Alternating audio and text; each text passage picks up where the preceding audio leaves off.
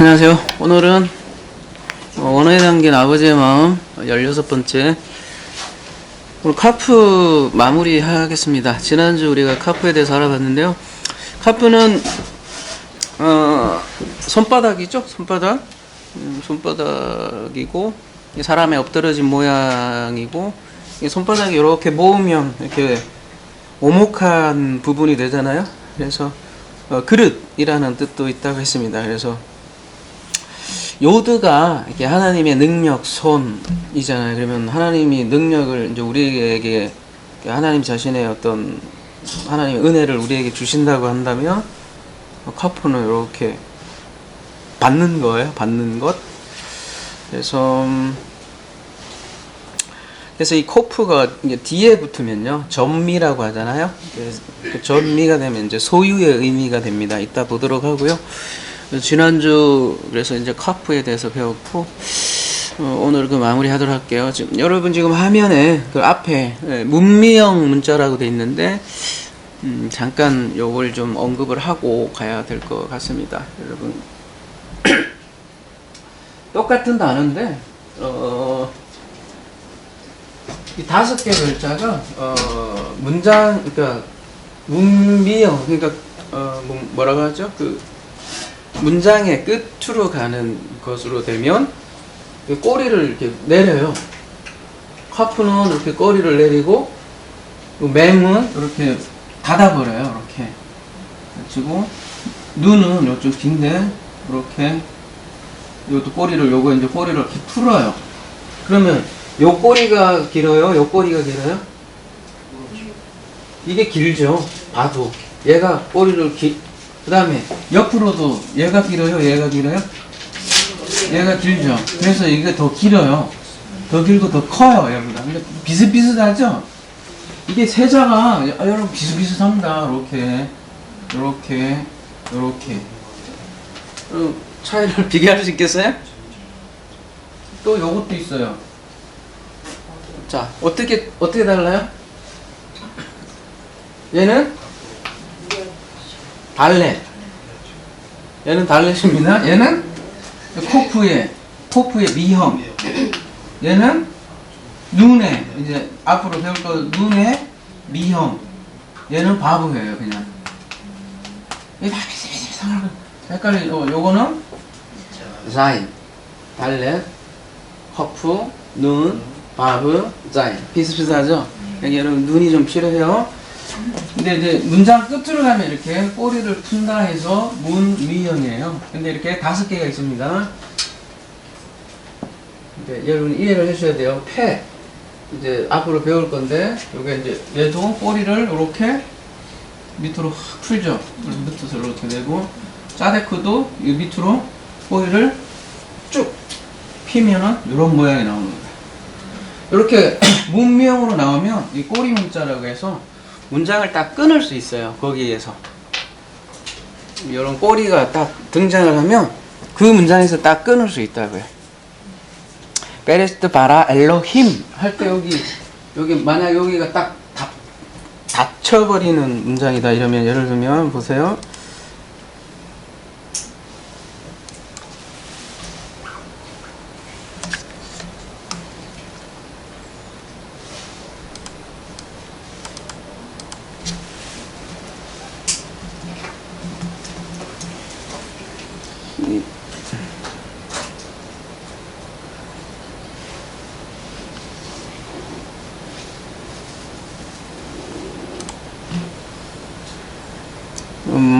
마임이 뒤에 가면 다 닫히네요. 그죠? 앞에 있는 거랑 한번 차이 있는 걸로 봅시다.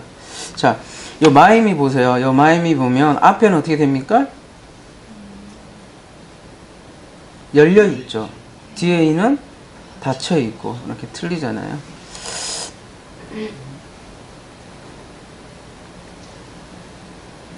그래서 베레스트 바라 엘로힘 여기서 또 끊을 수 있다는 거죠.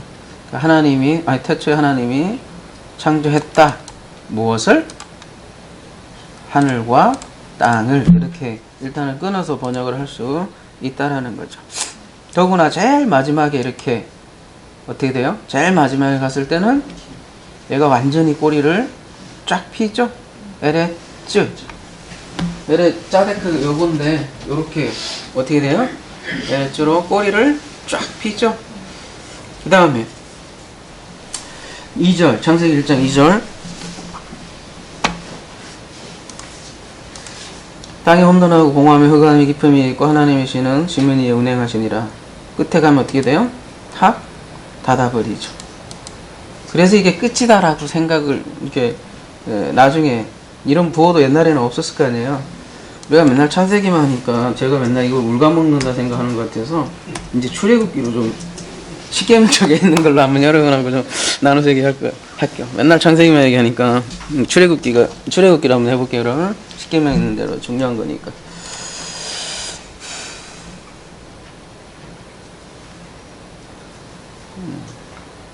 자, 여기서 미형 한번 찾아보세요, 여러분이.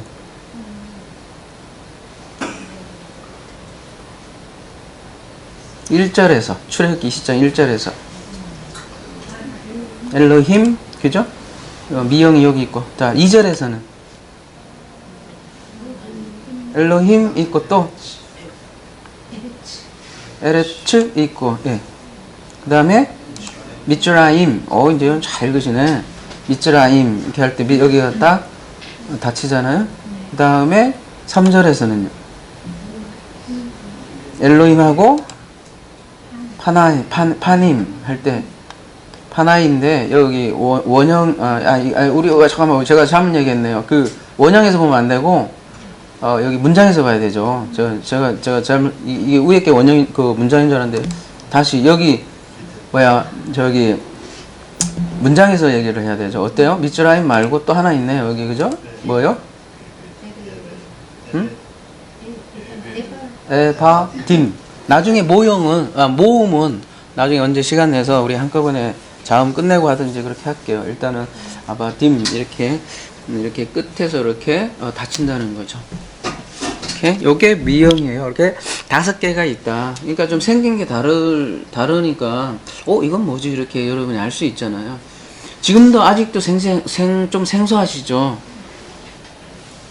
잘 안 들어오죠. 이 글자 자체도 아직은. 잘 들어오세요? 더구나 지금 중간에 오신 분들은 더 안 들어올 거고, 우리가 자음 이제 카프하고 있는데 딱 중간이에요. 정상에 딱 중간인데.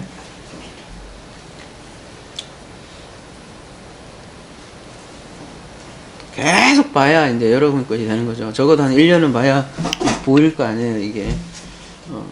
그래서 보다 보면 보이겠죠, 뭐. 그래서 이렇게 다르게 생긴 것도 있다라는 거를 여러분이 아시라고 제가 먼저 소개시켜 드리고 시작을 합니다. 그 다음에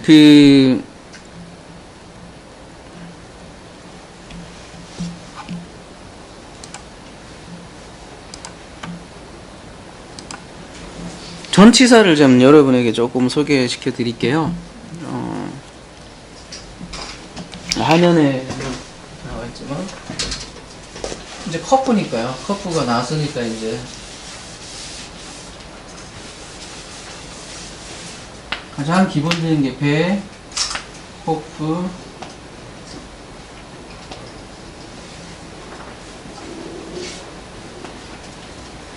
람메드 이렇게 있는데요. 여기 화면에 보듯이 배는 뭡니까? 뭐뭐 안, 인, 뭐뭐 안에라는 뜻이고, 이거 키는 커프는 지난주 한번 했죠? 뭐라 그랬죠? 뭐뭐 같이. 람메드는 이제 다음 주에 배우겠지만 무엇을 위하여 혹은 무엇에게 이게 가장 기본적으로 이렇게 뜻을 가지고 있어요. 그래서 요 세 가지 전치사를 알면 좋겠죠. 그러면 전치사가 어디에 붙겠어요? 어근에 어디에 붙겠어요? 앞에 붙어요. 우리 한번 살펴봅시다.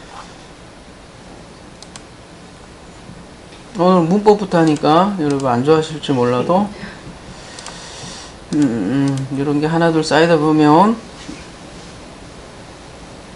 자, 찾아봅시다. 우리 전치사가 어디에 있는가?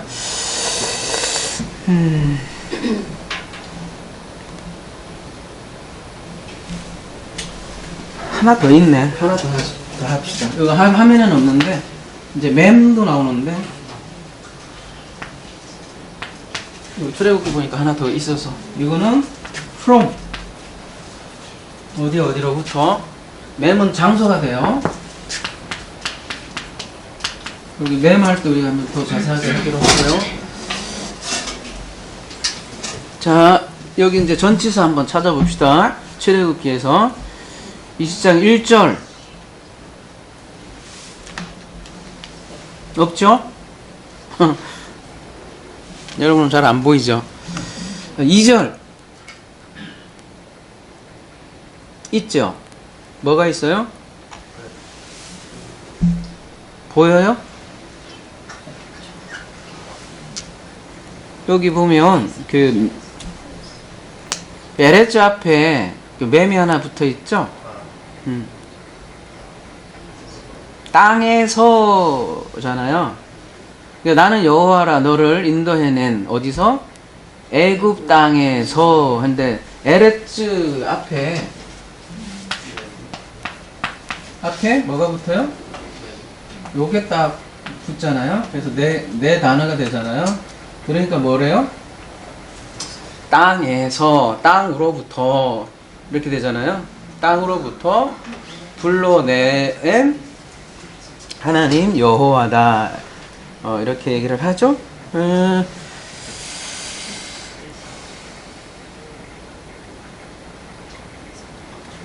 또 있을까요? 자, 4절에서 한번 찾아보세요. 너를 위하여 새긴 우상을 만들지 말고. 여기 안에 있어요.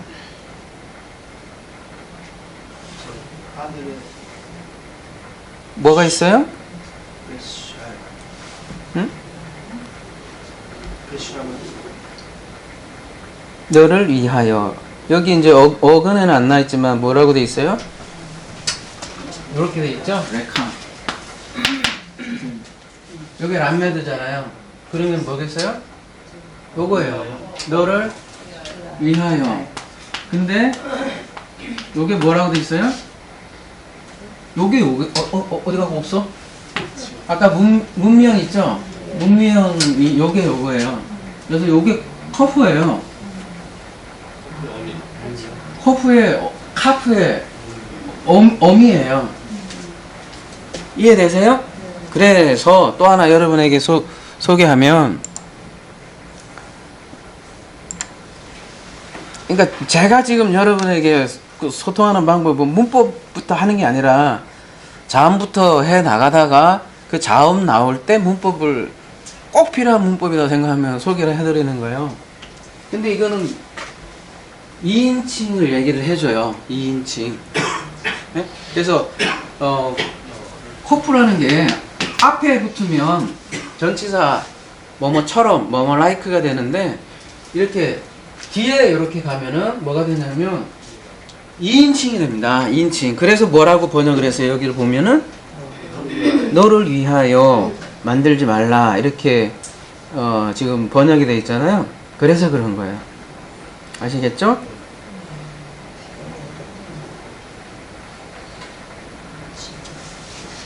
또 한번 전치사 찾아봅시다. 출애굽기 20장 4절에서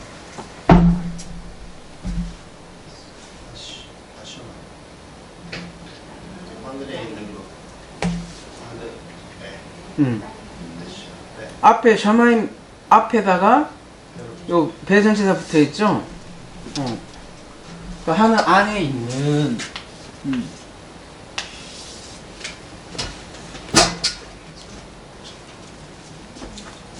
그렇게 되는 거죠? 보이시죠? 그 다음에 또 뭐가 있을까요?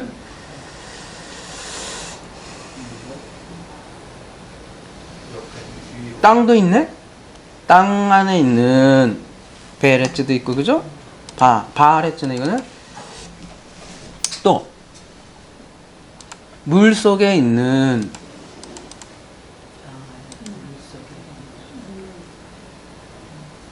그리고 여기는 또 땅 제일 마지막에는 앞에 람메드가 이렇게 딱 붙어 있네요. 굉장히 생각보다 여러분 많이 쓰이죠? 많이 쓰이죠? 그래서 어떻게 해야 되겠어요? 알아야 되겠다라는 생각이 들죠? 여기까지만 할까? 그래요? 그래서 좀 알 필요는 있어요.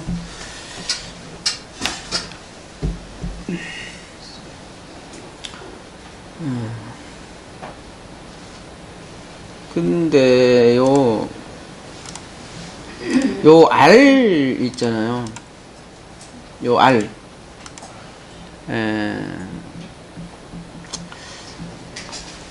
지금 여기 제가 이렇게 소개한 전치사는 이렇게 붙어서 이렇게 써요. 어근에 이렇게 딱 붙어서 써요. 어근에 세자 있는데 앞에 붙어서 쓰기 때문에 불분리 전치사라 그래요. 비분리 전치사라고도 하기도 하고 분리되지 않는다고요. 아이 막 졸라고 하시는구나. 그런데 이게 분리돼서 전치사도 쓰는 게 있어요. 자, 여기 한번 소개시켜 드리면 L 이거는 이제 비분리 전치사고 얘는 독립적으로 쓰이는 분리돼서 쓰이는 전치사가 있어요. 뭐가 있냐면 L이 여러분 많이 본 거죠? 뭐예요? 네? 하나님인데 전치사로 쓰인다고. 그러면은 뭐가 돼요? 뭐뭐에게라는 뜻이 돼요. 그러니까 하나님에게 이렇게 생각하시면 돼요. 근데 R 되면 뭐가 돼요? 영어로 보시면 뭐뭐에 대하여 이렇게 돼요. 임 되면 뭐가 돼요? 뭐뭐와 함께. 그래서 임마누엘 할 때 그 임이에요 이게. 그 다음에 요건 뭐예요? 벤 뭐예요? 뭐뭐 사이에 between 뭐뭐 사이에 벤 이렇게 되고 그 다음에 뭐라고 됐어요? 야, 이거는 어디까지 until, unto 이렇게 됩니다. 학원 같아요. 다시 한번 L 뭐라고요? 누구에게 R 뭐뭐의에 임 뭐뭐와 함께 벤 뭐뭐 사이에 야제 뭐뭐까지. 자 이제 적었죠? 적고 나서 또 문장을 한번 보자고요. 그러면 좀 들어올 거예요. 자, 그러면 저 출애굽기 20장 5절 이제 한번 보세요. 짱짱짱짱짱짱짱짱짱짱짱 나 야훼 엘로힘은 L이시래요. 무슨 L이래요? 칸나 질투하는 하나님인즉. 이게 좀 번역이 진짜 하나님이 이렇게 막 질투하는 그런 왜 이렇게 번역했을까? 카나가 뭘까요? 여러분 한번 보세요. 카나 이렇게 보시면 원래 열심내다 열심이에요. 매우 열심이신 거예요. 그런 의미예요. 질투가 어떤 의미, 여러분 사랑하는 사랑이 있어야 질투도 하는 거예요. 그죠? 사랑도 없는데 뭐 질투하겠어요. 그런 의미에서 굉장히 긍정적인 의미의 질투라고 할까요?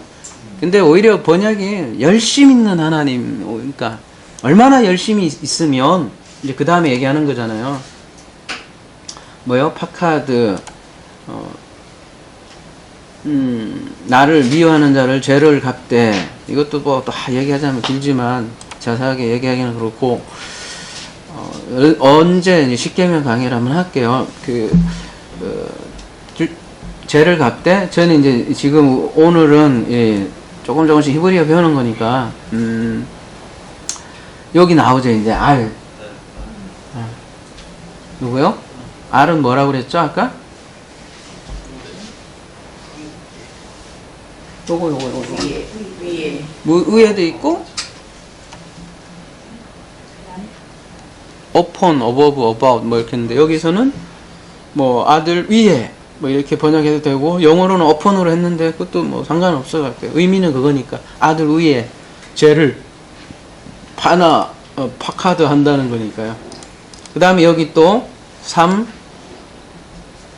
여기 R3 R4 R밖에도 아니고 그죠? R3 R4 이렇게 제가 뭐 한글 히브리 비슷하게 제가 얘기했지만 그 앞에 이렇게 위에 그러니까 위에 onto 개념도 있으니까 그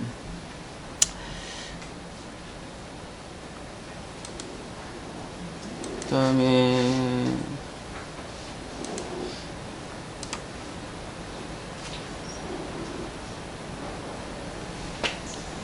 뭐 그냥 여기 나왔으니까 그 정도로 하고요. 여기 이 문장 나왔으니까 중요한 단어 하나 더 보고 갑시다. 우리가 커프하니까 출애굽기 20장 7절 너는 너의 하나님 여호와를 이름을 망령되어 일컬지 말라. 나 여호와는 나의 이름을 망령되어 일컫는 자를 죄 없다 하지 아니하리라. 이렇게 얘기하지 않습니까? 여기에 보면 키라는 단어가 나와요. 키. 꼭 좀 애워두세요. 키. 뭐야? 무슨 뜻이에요? 밑에 영어로 폭. 왜냐하면 이거거든요. 굉장히 나오는 단어예요. 그 빈도수가 접수자니까 4488번이 나오는 거니까 알아야죠. 왜냐하면 이런 뜻이에요. 이게 창세기 1장 4절에도 보면 여기 보면 왜냐하면 이렇게 이제 왜 나오죠? 창세기 1장부터. 그래서 키 왜냐하면 이거를 꼭 아셨으면 좋을 것 같습니다. 자, 그래서 우리가 커프가 다시 우리 이제 커프로 돌아와서 커프가 그릇이라는 뜻이 있다고 그랬습니다. 민수기 7장 14절 가보면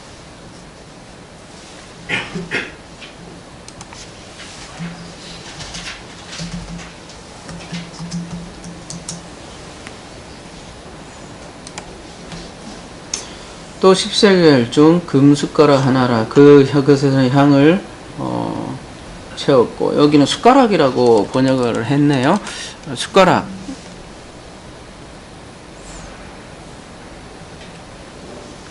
개역 개정에도 이렇게 돼 있어요. 한번 가봅시다.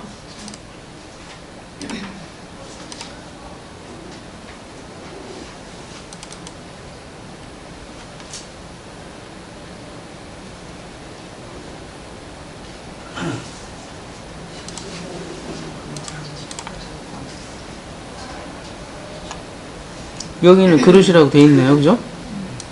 개혁하고 개혁 개정하고 다르네요. 이게 여러 가지 봐야 돼요. 그릇으로 돼 있어요. 그릇이 제 생각에는 그릇이 맞을 것 같아서 한번 봤더니 개혁 개정에는 또 그릇이네요. 그래요. 금 그릇으로 돼 있고 10세겔 무게의 금그릇 하나라 그것에 향을 채웠고 이렇게. 그릇에다가 향을 채우지 숟가락에다가 좀 생소하잖아요. 생각해보세요. 숟가락에 넣고 그거다가 그죠?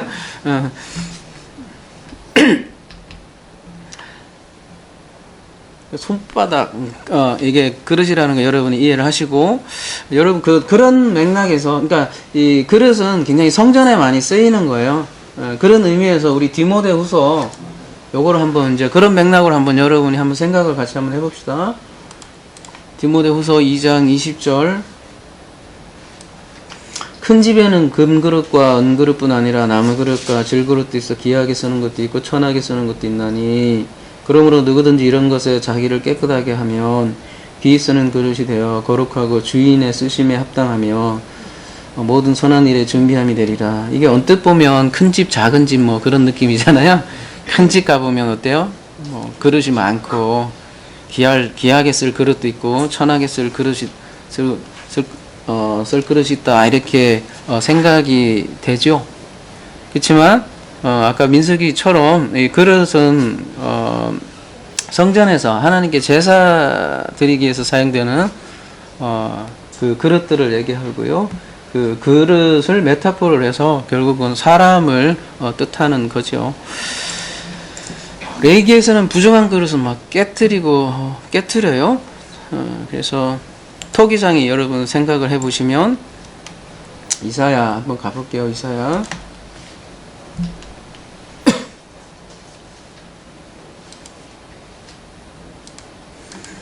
30장 14절 그가 이 나라를 무너뜨리시되 토기장이가 그릇을 깨뜨린 같이 아낌없이 부수시리니 그 조각 중에서 아궁이에서 불을 붙이거나 물 웅덩이에서 물을 떨 것도 얻지 못하리라. 이렇게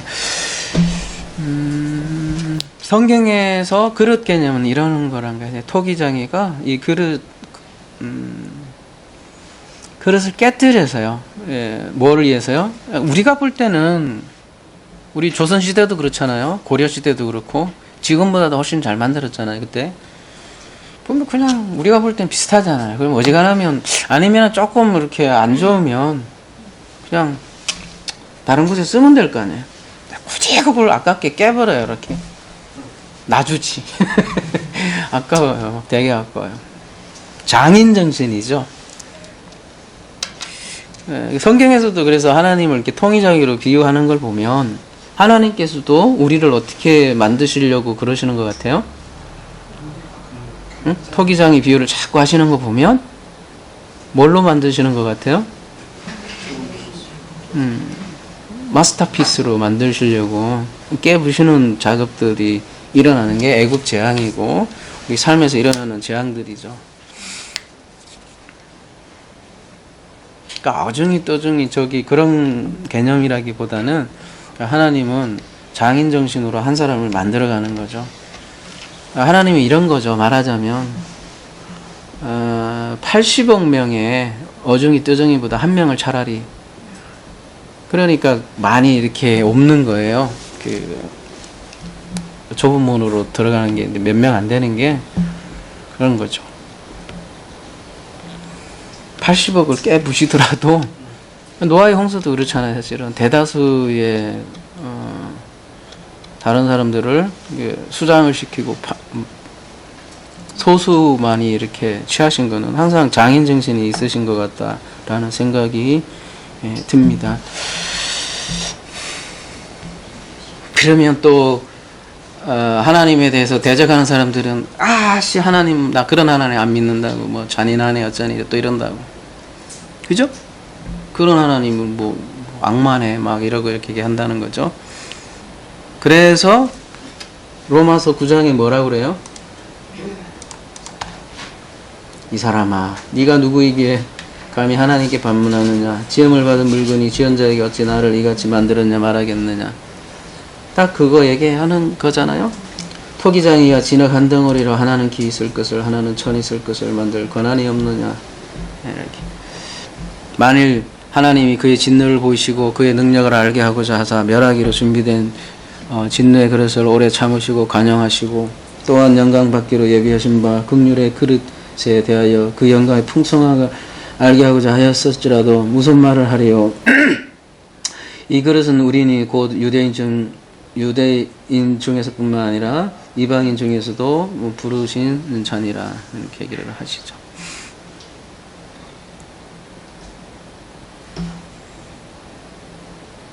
그래서 카프는 토기장의 손과 그가 만드신 그릇을 상징을 합니다.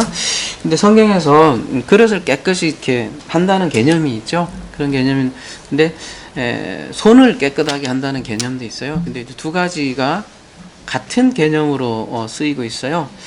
그래서 여러분 시편 24편 3절 한번 가봐요. 여호와의 산에 오를 자 누구며 그 거룩한 곳에 설 자가 누군고 그 손이 깨끗하여 이 손이 또 코프로 쓰이잖아요. 야드도 아니고 손이 깨끗하여 손이기도 하겠지만 그릇이 깨끗하여 뭐가 그 다음에 그러면은 마음이 청결 하여 뜻을 허탄한 데 두지 아니하며 거짓 맹세치 아니하는 자로다. 이렇게 얘기를 하죠. 그래서 손을 깨끗하게 한다는 개념은 어떤 개념하고 연결이 되겠어요? 유대인들이 굉장히 중요시했잖아요. 그래서 어떤 개념으로 이어져요? 실제로 손을 굉장히 깨끗하게 하셨잖아요. 유대인님들이. 그게 뭐예요? 정결 규례잖아요. 말 그대로. 근데 마음을 손을 깨끗하게 한다는 것은 사실 요 의미적으로도 그릇을 깨끗하게 하는 거고, 마음을 정결하게 하는 거잖아요. 근데 열심히 특심이셔서 또 열심히 손을 엄청나게 씻고, 예수님은 또 굉장히 더러우셔요. 별로 이렇게, 이상해요. 예수님 왜 이렇게 뭐라고 하죠? 이렇게 개기셨나 몰라. 조금, 손도 안 씻으시고 말이야. 좀 씻으셔도 되는데. 그래서 뭐라고 그래요? 안 씻고서는 뭐라고 얘기하시냐면, 마태복음 15장 18절, 입에서 나오는 것들은 마음에서 나오나니 이것이야말로 사람을 더럽게 하느니라. 마음에서 나오는 것은 악한 생각과 살인과 간음과 음란과 도둑질과 거짓 비방이니 이런 것들이 사람을 더럽게 하는 것이요, 씻지 않은 손으로 먹는 것은 사람을 더럽게 하지 못하니라. 일부러 이런 말씀 하시려고 일부러 안 씻었나 봐요. 여러분, 예수님 초상화 보면 막 하얗게 뭐 이렇게 얼굴 그렇게 나오잖아요. 메리 크리스마스 할 때도 매일 그렇게 나오더라고. 전혀 아닐 거예요. 손도 안 씻으셔갖고 시커마실 것 같아요. 옛날에 진짜로요. 옛날에 우리 조선시대 왕족들 보세요. 우리 지금 여기 계신 집사님보다도 훨씬 더 없어 보이더라고요. 꾀지지 해갖고. 일반 평민들도 그것도 최고 좋은 그 한양의 거리에 이렇게 조선 그 여인네들 사진 찍은 거 보면 꾀지지 해갖고 그냥 시커매요. 그죠? 아이고. 그땐 그랬어요. 그러니 뭐 유대인들 생각해보세요. 팔레스타인의 그 사막 옆에 광야에 있는 그 나라에 계속 먼지 날리는 그 나라에 얼마나 얼굴이 시커하겠어요. 아무튼 그 성경에서 손을 씻는다는 것은 마음을 이렇게 청결하게 한다는 것입니다. 그래서 창세기 20장 5절에 이런 표현이 나와요. 그래서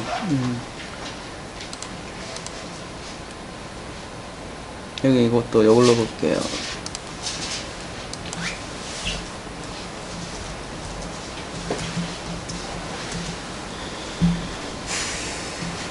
제가 계속 이런 거를 여러분에게 말씀드리는 거는 이렇게 자꾸 얘기하면 여러분이 딱 커프하면 좀 적어도 요 개념 정도를 그냥 딱 자꾸 반복하면 그냥 딱 들어올 거 아니에요. 근데 이제 며칠만 지나면 몇 주 지나면 이제 또 헷갈리고 또 그러시는 것 같아요. 네. 근데 사실은 가장 좋은 방법은 여러분이 누구를 이렇게 가르쳐 보면 이제 곱하기 3, 4, 자기는 몇 번을 봐야 되니까 또 자기게 되기도 하고. 그래서 사실은 여러분이 가서 전하는 게 가장 자기게 되는 게 사실은 가장 빠른 길이긴 해요.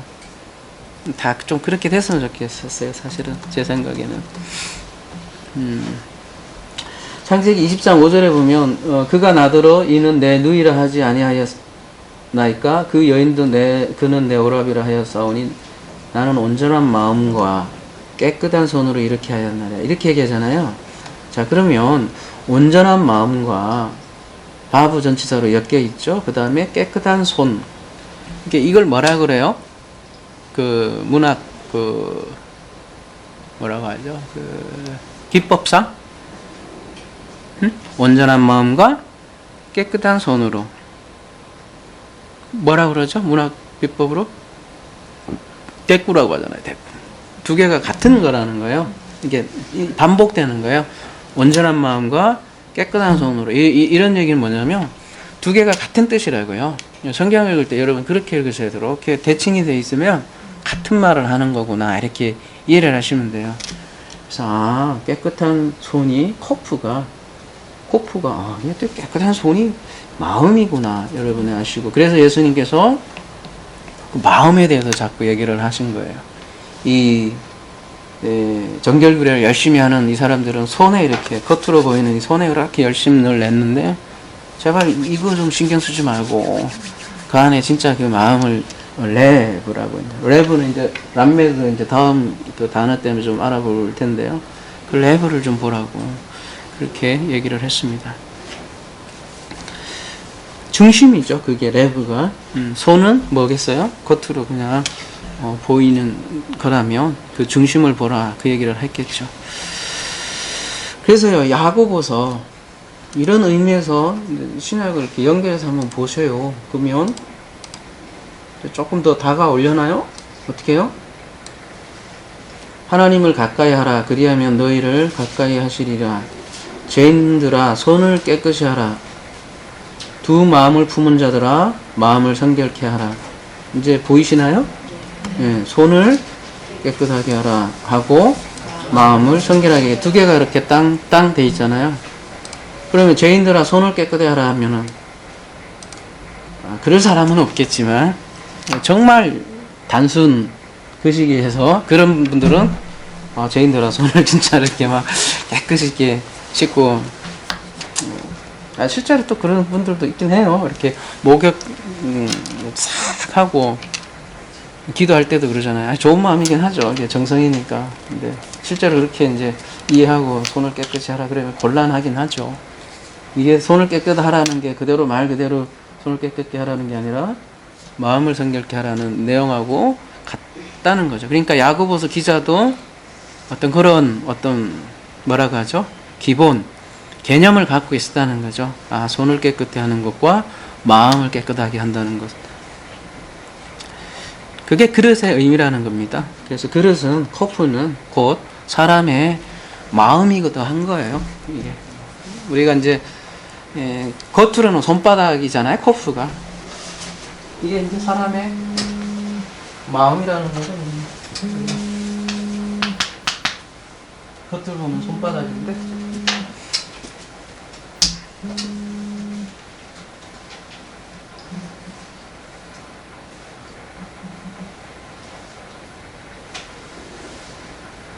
전화가 오면 이게 녹음이 끊겨요.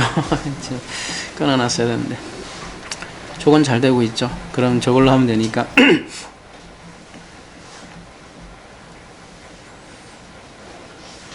예수님께서 그래서 그 산상수훈에서 뭐라고 말씀하셨어요? 어떤 사람이 하나님을 본대요? 마음이 청결한 자는 복이 있나니 그들이 하나님을 볼 것이며, 그런 맥락에서 말씀을 하셨습니다. 그래서 아까 시편에서는 뭐라고 그랬어요? 누가 거룩한 곳에 올라가리요, 누가 성산에 올라가리요, 그런 얘기를 했잖아요. 누가 올라가겠어요?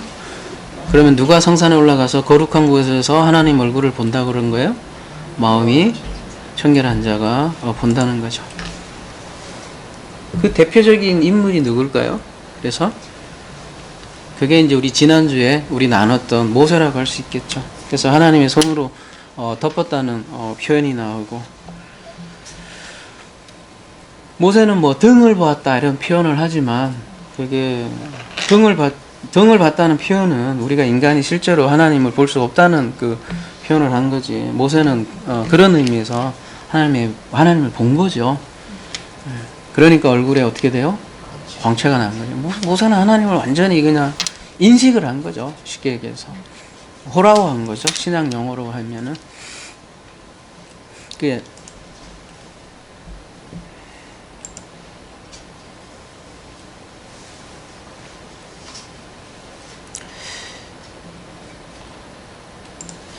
이사야 66장 20절 하나만 더 보고 이제 다음 주제로 넘어가도록 하겠습니다. 이사야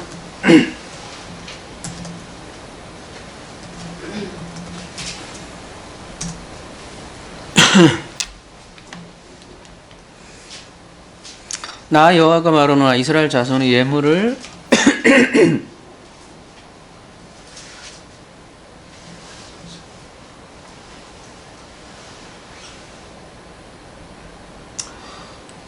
제일 뒤에 있네요. 우리나라 말이 이거하고 거꾸로네, 그죠?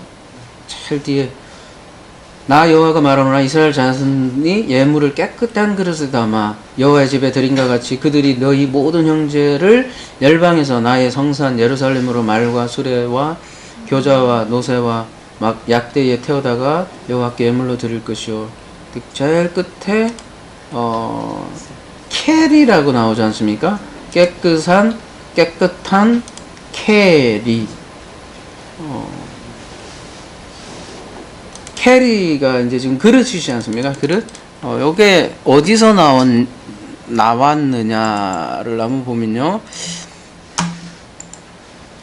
3615 스트롱 코드에서 나왔다고 했잖아요. 이거 한번 봅시다.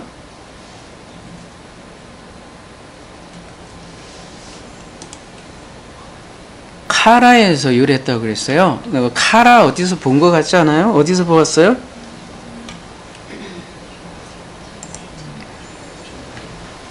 창세기 어디? 저만 그렇게 본 것 같군요. 창세기 2장 1절인가요? 이렇게 가보면 그 천지와 만물이 다 이루어지니라. 푸알이니까 수동태로 하니까 이렇게 되거든요. 천지와 만물이 다 이루어졌다 할 때 카라 이렇게 쓰여지는 거거든요.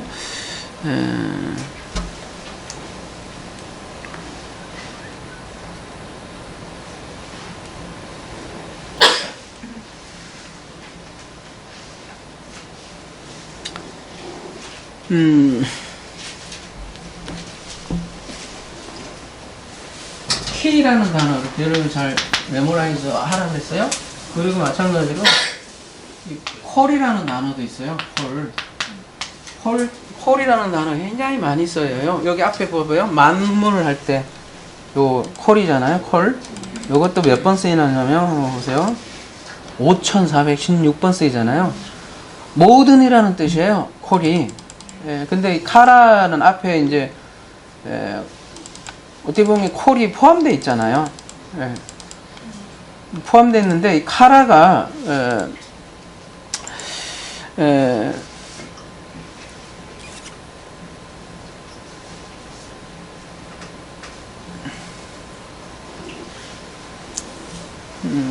콜 3634에서 유래했다고 했잖아요.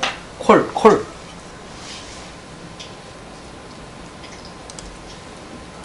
여러분 3634 콜, 그러니까 카라에서 완성됐다고 했어요. 이 콜이 한 개만 더 붙으면 돼요. 이렇게 콜 카라 완성하다 해서 모든 것이 이렇게 온 거거든요. 완성하다. 그래서 콜은 모든이라는 것은 이렇게 완성하다라는 개념이 있습니다. 그래서 창세기 1장의 문맥은 완성했다는 거잖아요. 모든 만물을 이제 카라 완성했다는 거예요. 우리가 이제 창세기 1장 강해 때 배웠지만 무엇을 완성했다는 거예요? 응? 창세기 1장 뭘 완성했어요? 창세기 1장? 뭐 완성했다라기보다는 어떻게 보면 전체 마스터 플랜인데 뭘 완성하면 안식이에요? 성전이잖아요. 우리 몸 성전이든 우주 성전이든 하여간에 성전을 완성하면 카라 됐다고 하는 거거든요. 근데 이 카라에는 아주 이상한 뉘앙스가 있습니다. 한번 보세요. 보면 히브리어가 이게 이런 게 참 묘미이기도 하고 위험하기도 하고 어렵기도 하고 그런 거예요. 뭐요? 카라. 하나는 뭐예요? 끝마치다, 완성하다 이런 게 있잖아요. 우리 이제 그렇게 번역을 했고, 또 하나는 어떤 의미가 있냐면 다른 전혀 반대로 무슨 의미가 있죠? 파괴하다가 있어요. 그래서 완성도 있고 파괴도 있어. 이 히브리어에는 좀 이게 아니 저 다른 언어 같으면요, 우리나라 언어 같으면 최소한 이러지는 않지 않아요? 완성이라고 하면 배 그러면은 뭐 밥 먹는 배 아니면 타는 배 이런 정도의 차이는 있지 모르겠지만 히브리어는 이거 이상해. 완전 반대를 하나로 가지고 있는 이상한 개념들. 뭐 바라크도 마찬가지잖아요. 바라크가 이렇게 되나요? 바라크. 네. 이것도 보면 축복도 있고 저주도 있고. 이런 식으로 하나의 개념에 이렇게 두 가지가 이렇게 있어요. 카라도 마찬가지. 그러니까 창세기 1장의 완성인데 또 하나는 파괴라는 그런 또 뉘앙스가 있다라는 거예요. 이게 뭘 뜻할까? 그렇다면 완성은 분명히 파괴하고 관련이 있다라는 것이죠.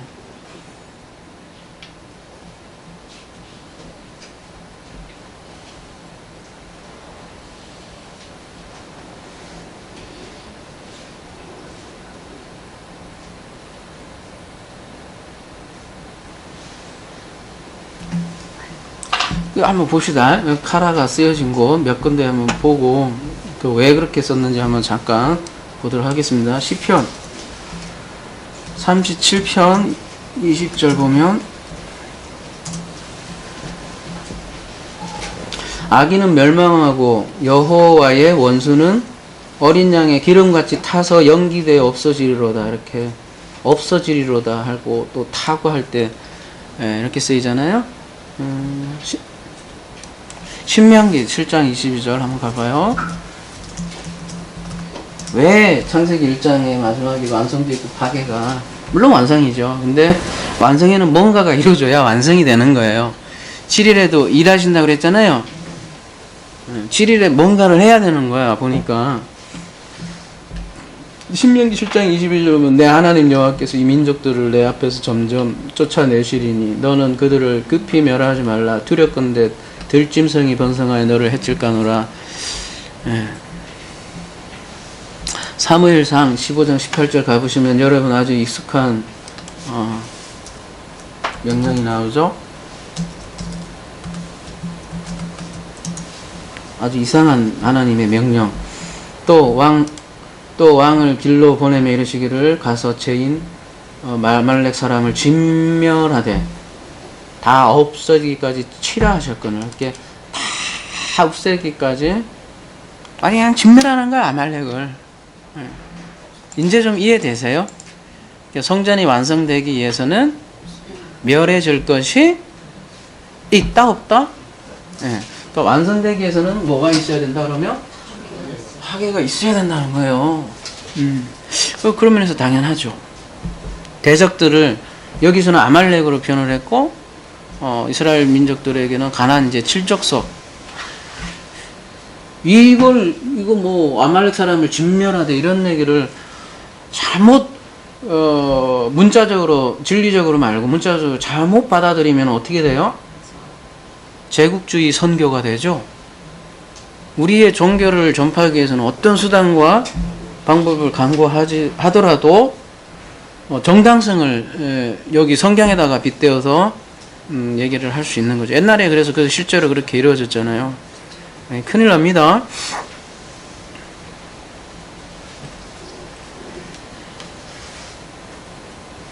하나님의 원수는 누구예요? 예? 이슬람이에요? 물론 뭐 이슬람도 잘 말 안 들으니까 그럴 수도 있겠지만 한 사람 한 사람이 다 하나님과 대적하면 다 왼수잖아요. 그러니까 멀리서 찾지 말자고요. 나죠. 성리다, 나에 대한 기록이다 얘기하듯이 원수 또한 나고 그 나의 안에 멸해지는 과정이 바로 카라인 거죠. 그래서 완성되는 거라는 거예요.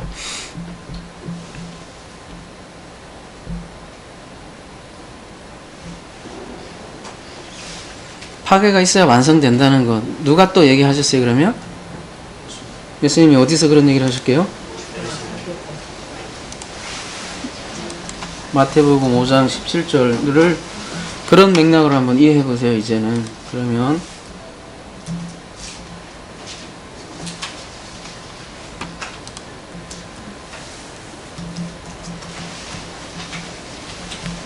내가 율법이나 선지자를 폐하러 온 줄 생각하지 마라. 폐하러 온 것이 아니요 완전케 하려 함이니라. 예수님이 율법 안 폐했어요, 여러분? 폐했어요, 안 폐했어요? 아니 실제적으로 일어난 결과에 영향을 보이라고. 폐했어요, 안 폐했어요? 실제로 폐했잖아요.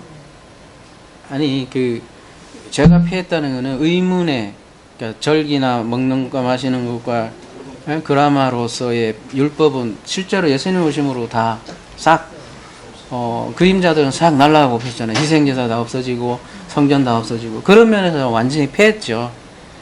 근데 그런 겉으로 거, 아까 손을 씻는 거 이런 거 겉으로 거는 다 패했는지 모르지만 진짜는 어떻게 돼요? 완성됐잖아요.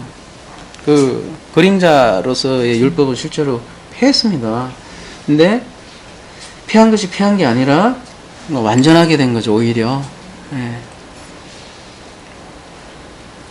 여기 한번 보세요. 완전하게 해다는 게 뭐라고 되냐면 가득 채우다, 이렇게 뭐 꽉 채우고 성취하다 이런 얘기거든요.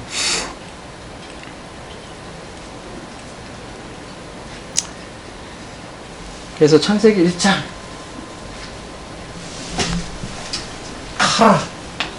모든 만물을 완성합니다.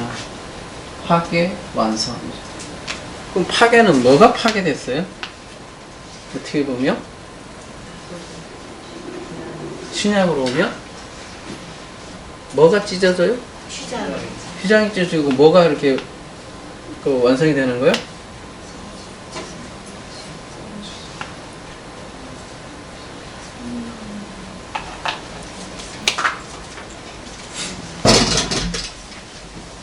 부활하시고 성령이 우리에게 주어짐으로써 완성을 하신 거잖아요. 그러니까 이제 창세기 1장을 이제 성전으로 얘기하면 지성소의 법궤고, 거기가 우리가 법궤에 대한 법궤와 관련된 거 한번 그러면은 잠깐 한번 나눠봅시다. 오늘 카프니까 창세기 6장 14절.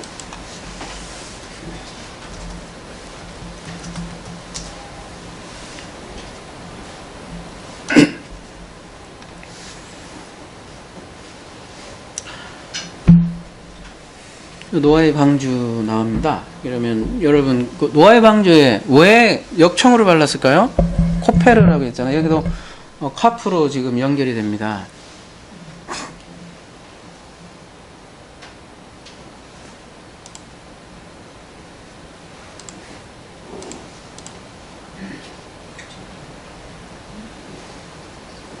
왜 역청으로 발랐을까요? 그냥 역청으로 발랐으면 됐지, 뭐, 따져. 여러분, 요즘 저를 씻는 사람들도 있더라고. 제가 그렇게 유명해졌나 모르겠는데, 되게 굉장히 길어서 다 못 불러다가 끝에 가보니까 있던데, 김성수 목사님 이렇게 뭐 비평하면서 좀 마지막에 저도 하더라고요. 그래서 봤는데 좀 허접하긴 하지만, 논지는 이런 거예요.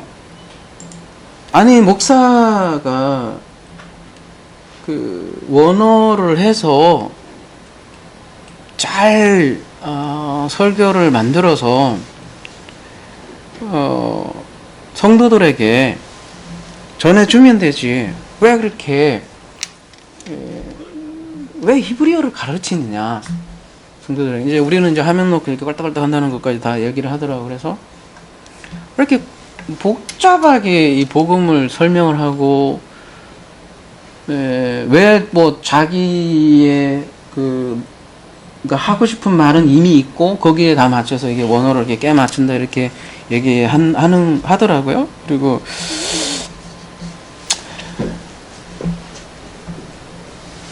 그러면서 얘기하는 게, 아니, 성도들은 이 개혁개정으로 사실은 충분하고, 요거로 충분하고 하니까 이제 목사들이 좀, 그거는 본받을만 하대. 이게 열심히 진짜 많이 연구하더라는, 원어 공부하는 사람들은 연구를 많이 하고, 보통 목사들보다는. 그러니까, 진짜 열심히 해서 요거를 따로 잘 이렇게 전해주면 되지 않느냐. 이게 주된 논지라는 거예요.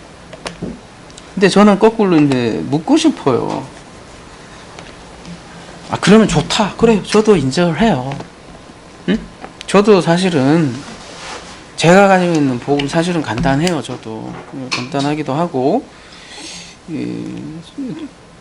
정말 하나님께서 역사하는 방법이 원어뿐이겠냐고요. 이걸로도 가능할 수도 있고, 아니 성경 아니더라도 하나님께서 다이렉트로 하나님께서 일을 행하시면 그렇게 아는 거죠. 구원이 뭐 어차피 우리에게 달린 것도 아니고 다 하나님의 은혜인데 여러 가지 방법이 있다고요. 방법이 여러 가지 있는데 저도 그거 인정을 해요. 하지만 저는 묻고 싶어요. 좋아요. 그럼 목사 중에 원어 보는 사람 난 몇 명 있는가 진짜 묻고 싶다니까요. 그거조차도 목사들이 진짜 원어 봐가면서 이렇게 해서 딱 그대로 이렇게 알려주는 목사조차도 있느냐? 1번 그렇게 하지 않아요. 제가 알기로는 그렇게 안 하고 대부분은 주석을 사용한단 말이에요. 주석 대표적으로 WBC 뭐 그랜드 종합 이런 허접한 거 있잖아요. 그 다음에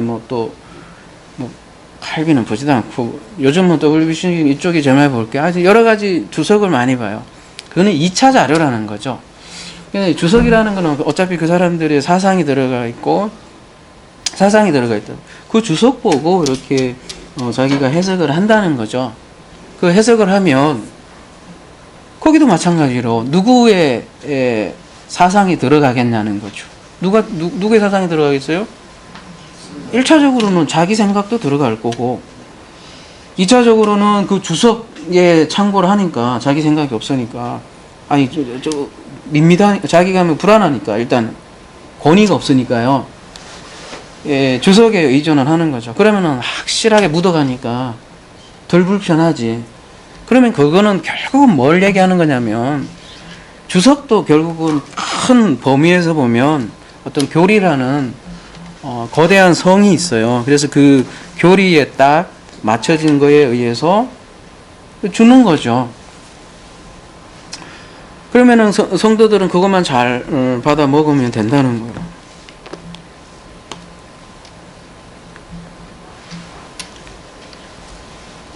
그게 진짜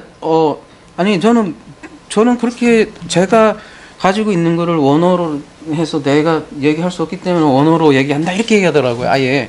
그러니까 그냥 얘기하면 사람들이 안 받아들이니까 원어로 얘기하면 조금 더 권위가 있으니까 원어로 한다 이렇게 얘기하는 것 같더라고요. 그렇지 않아요. 오히려 거꾸로 정말 우리가 이거를 그대로 읽을 때는 자꾸 21세기 사고로 볼 확률이 너무너무 많은 거예요. 너무 많기 때문에 이걸 배제해 보려고 자꾸 저로서는 원어로 보는 거고, 그러면 왜 성도들에게 왜 원어를 같이 보게 하느냐?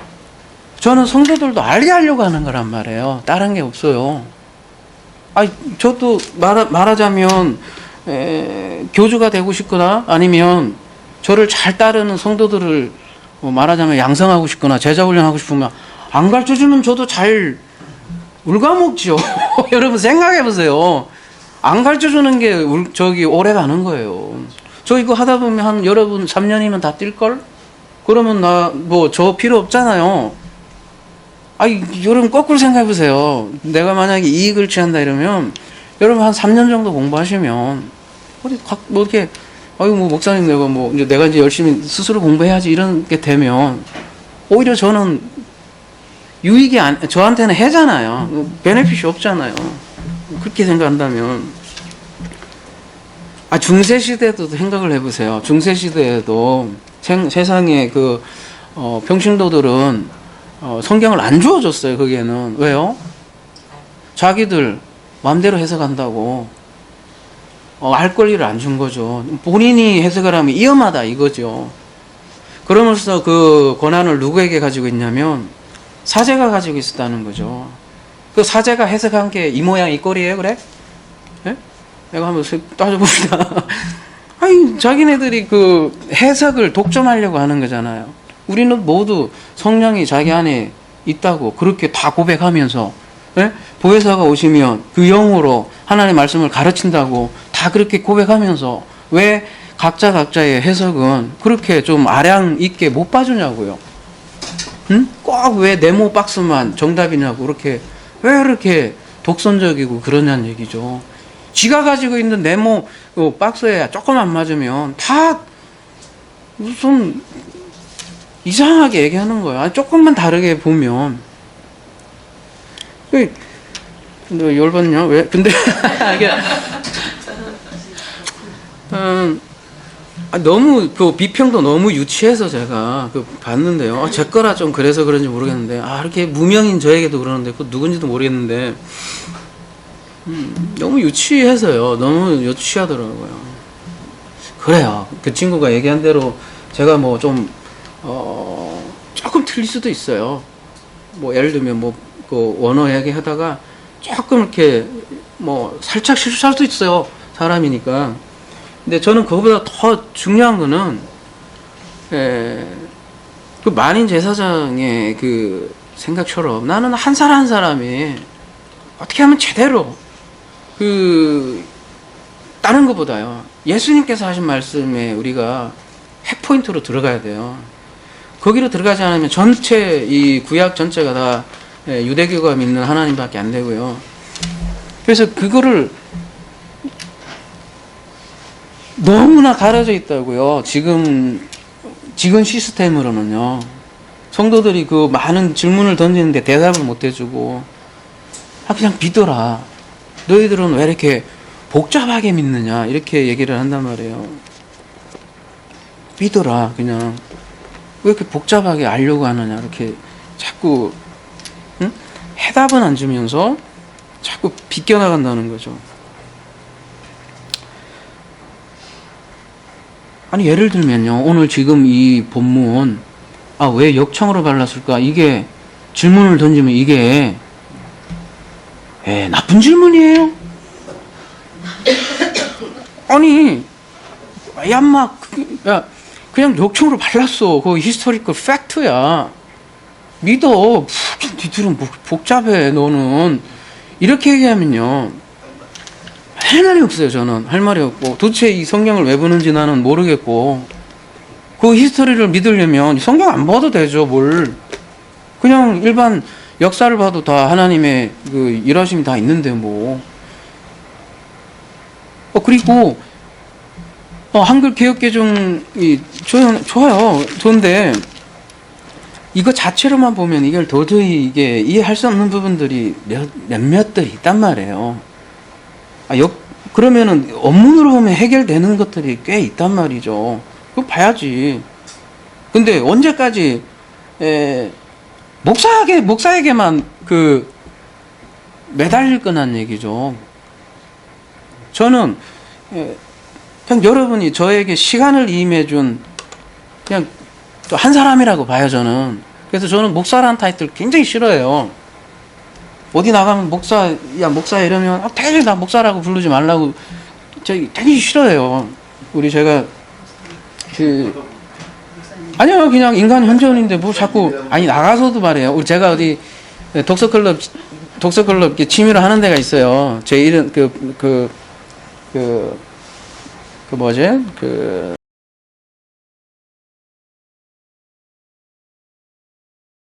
있더라고. 불러달라고. 왜 여기까지 와서 목사라고 그러냐고. 그래서 난 목사이고도 쉽지도 않다고. 왜냐면 그 사람들이 아는 그런 목사 있잖아요.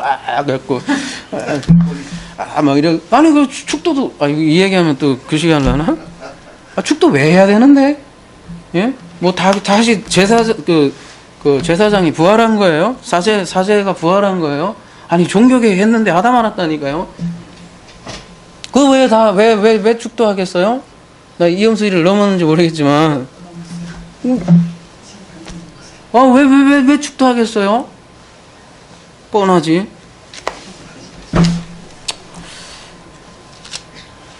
다 자기들이 축복권 있고 다 그게 다 뭐하고 관련이 있냔 말이에요. 여러분 심각하게 생각해보자고.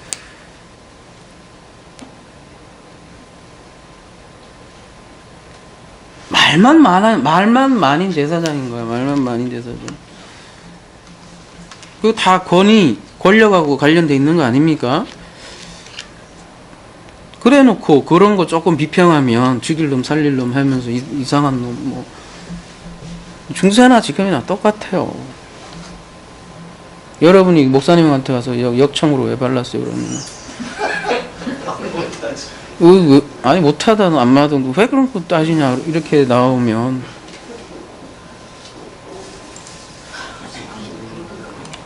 한번 봅시다. 여기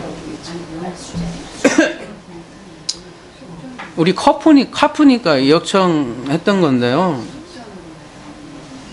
여러분 제가 지금 지성소하고 관련이 돼 있다고 했잖아요. 카프가.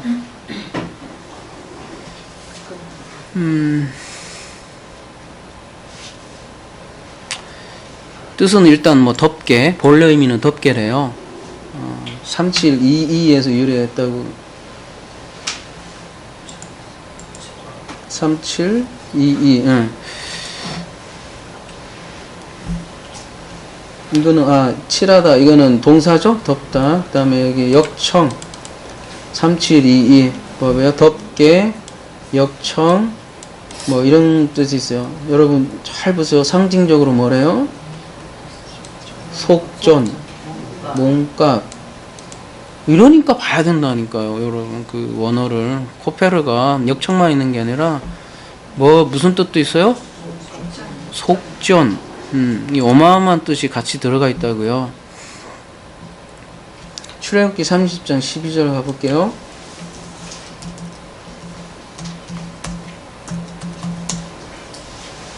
네가 이스라엘 자손의 수요를 따라 조사할 때에 조사받은 각 사람은 그 생명의 속전을 여호와께 드릴지니 이는 그 계수할 때에 그들 중에 온역이 없게 하려 함이라. 속전은 자신의 생명을 대신하여 값을 지불하는 거죠. 그거를 아까 코프가 뭐라 그랬어요? 손바닥으로 모세 아까 그래서 덮는다라고 얘기가 나오는 거예요. 근데 이게 덮으면 뭐가 되는 거예요? 상징적으로 용서하고 속죄하는 거예요. 가려지는 거. 손으로 덮어버리는 거잖아요. 그게 코페르예요. 그럼으로써 어떻게 돼요? 화목해지고, 아까 그 단어 가보세요. 다 그렇게 해서 이어지는 거란 말이에요. 정결케 되는 거고, 취소하는 거고, 자비롭고, 진정시키고, 칠하고, 예? 화목하게 되고, 그렇게 되는 게 코페르라는 거죠. 출애굽기 29장 36절 한번 가볼게요.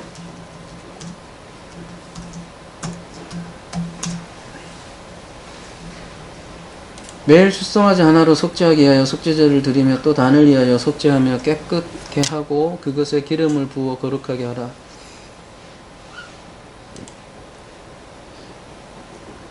여기는 3725 요거 한번 볼게요. 속죄, 구원 이런 뜻이 있죠. 예. 그리고 여러분 속죄일이라는 속죄일 아시죠? 속죄일. 속죄일이라는 뜻이 무슨 뜻이냐면 한번 가볼게요. 레위기 23장 27절 한번 가볼게요. 속죄일이 뭐냐면 욤, 키푸르 두 개가 합쳐지면 속죄일이거든요. 그러니까 속죄는 말 그대로 죄를 씻는 건데 여기에 의하면 그 날이 속죄일이고 속죄할 때 뭐가 있어야 돼요? 꼭 피가 있어야 되잖아요. 어제도 그래서 여러분 그 카파르 속에는 파르라는 단어가 숨어 있어요. 무슨 얘기냐면 그 스트롱 코드 6499 들어가 보면 두 자로 돼 있는데 파르가 뭐예요? 숫소잖아요. 숫소, 송아지 숫소 있는데 그거 플러스 카프가 아까 코페르가 되고요. 파르는 숫소죠. 그리고 카프는 뭐예요? 손바닥이잖아요. 손을 숫소에다가 얹는 그림이 코페르잖아요. 그러면은 그게 뭐예요? 그 대속죄일에 뭘 해요?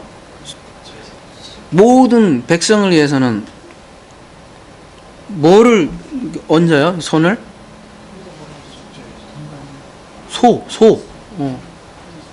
소에게 그거를 손을 안수하면서 모든 백성의 죄를 씻는 예식이 바로 대속죄일이잖아요. 그 그림을 보여주는 게 바로 이 한번 써놓죠. 계속 얘기하니까.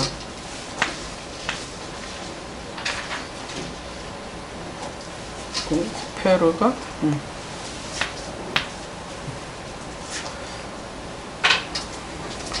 이게 고표를 하는 거예요. 근데 소에게 안수한다는 건 무슨 뜻입니까?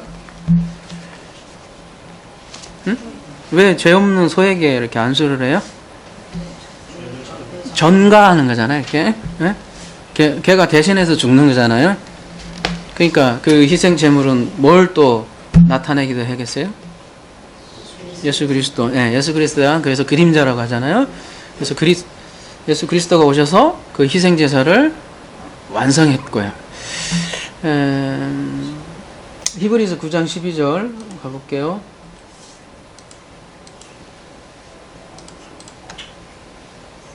염소와 숫송아지 피로 하지 아니하고 오직 자기의 피로 영원한 속죄를 이루사 단번에 성소에 들어가셨느니라. 염소와 항새 피와 암송아지의 죄를 부정한 자에게 뿌려 그 육체를 정결하게 하여 거룩하게 하거든 하물며 영원하신 성령으로 말미암아 흠없는 자기를 하나님께 드린 그리스도의 피가 어찌 너희 양심을 죽을 행실에서 깨끗하게 하고 살아계신 하나님을 섬기게 하지 못하겠느냐. 이렇게 히브리서에서 이렇게 설명을 하죠. 히브리서 10장 19절.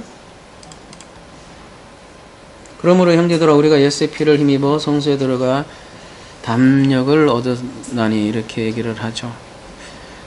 그리고 20절에 그 길은 우리를 위하여 휘장으로 열어놓으신 새로운 살 길이요 휘장은 곧 그의 육체니라 이렇게 얘기를 합니다.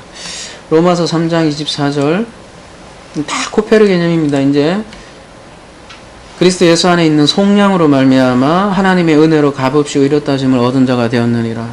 로마서 5장 5절 소망이 우리를 부끄럽게 하지 아니하면 우리를 주신 성령으로 말미암아 하나님의 사랑이 우리 마음에 부음바 됨이니라. 갈라디아서 1장 4절 그리스도께서 하나님 곧 우리 아버지 뜻을 따라 이 악한 세대에 우리를 건지시려고 우리 죄를 대속하기 위하여 자기 몸을 주셨으니 대속, 속량, 구원, 코페르 다 같은 개념이에요.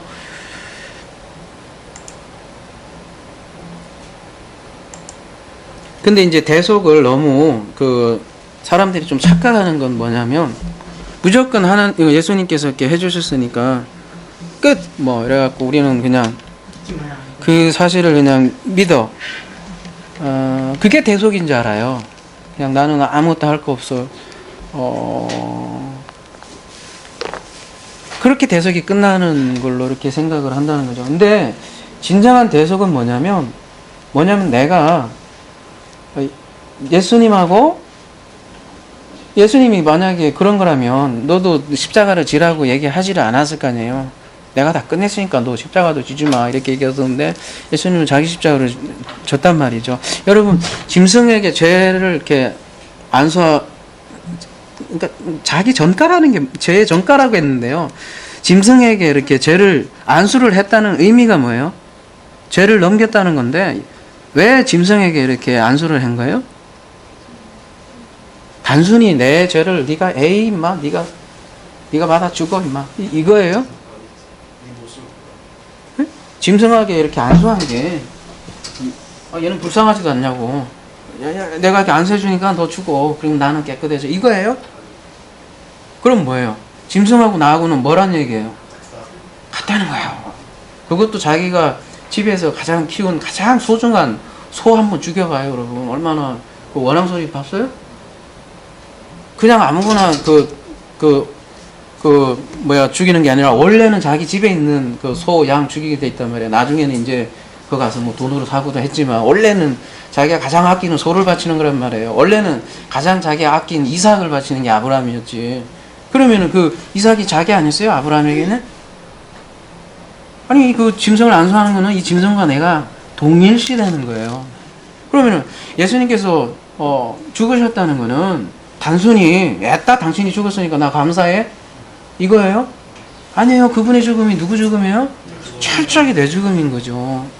그러니까 그분이 다 이루셨다는 것처럼 우리도 똑같단 말이에요. 똑같이 그런 개념을 주신 게 대속인데 대속을 너무 난로빵으로 이게 가르치는 것 같고 너무 이게 공짜 티켓으로 가르치는 것 같기 때문에 뒤에 대가지불 이런 있잖아요. 어제도 제가 말씀드린 전혀 기독교가 대가지불 개념도 없어요. 얘가 그냥 짐승이 돼버려. 짐승뿐입니까? 소재. 소재는 뭐예요? 여기 또 나오네. 가루가 있잖아요. 이게 곡식을 이렇게 갈잖아요. 그 의미가 뭐예요? 왜 그렇게 잘게 가루를 이렇게 다 만들어요? 무슨 의미입니까? 우리 그 창세기 2장 7절에 보면 우리 아다마, 민 아다마, 아파르, 민 아다마이잖아요. 아파르 티끌. 티끌 하나잖아요, 이게. 왜 우리를 가루로 만든다고요, 우리를. 예? 우리 그냥 가루로 만들어서 완전히 깨져서 가루로 만들어져서 소재를 드린다는 거죠. 번제는 또 어떻습니까?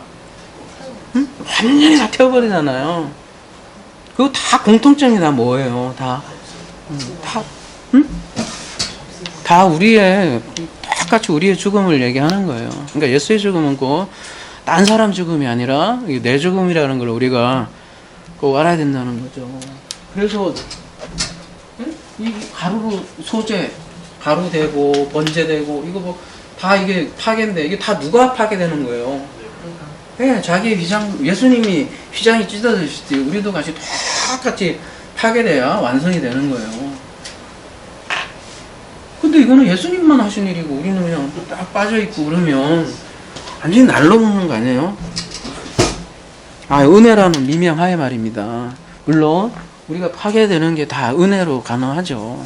이게 인간의 생각으로 되겠어요.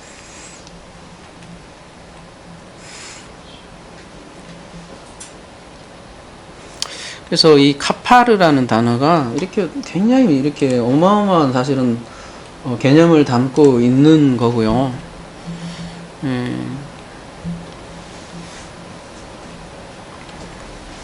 속죄가 원래 지성소에 있는 게 가장 법궤가 말씀의 개념도 있지만 그 말씀 위에는 뭐가 있어요?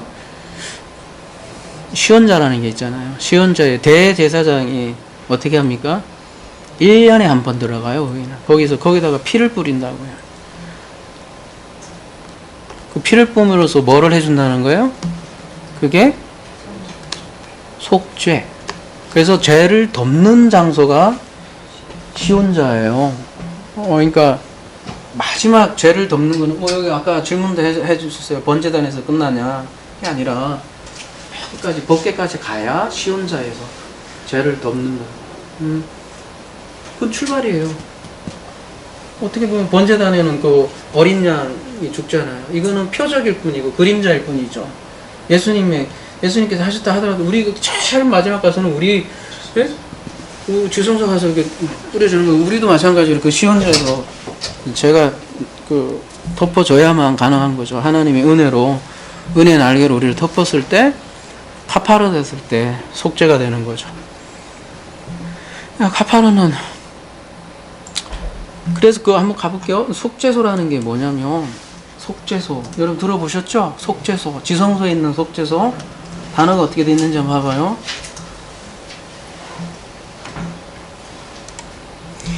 카포레트라고 돼 있잖아요. 카포레트 아까 3722에서 유래했다고 그랬죠?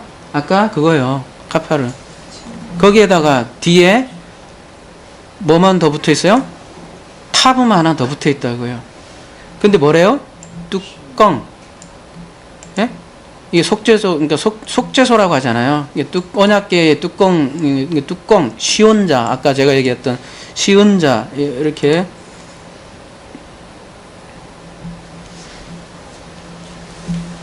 그 뚜껑을 속죄소라고 해요. 뚜껑으로 이렇게 덮는 법궤 위에 시온자. 카프가 손바닥이잖아요. 그러니까 하나님께서 여호와께서 은혜로 덮는 것이 법궤인 것이죠. 그런 말도 하잖아요. 우리가 죄를 덮는다 그런 얘기도 하지 않아요? 이렇게 그 관용구로 죄를 덮어줄게 그런 거라는 거죠.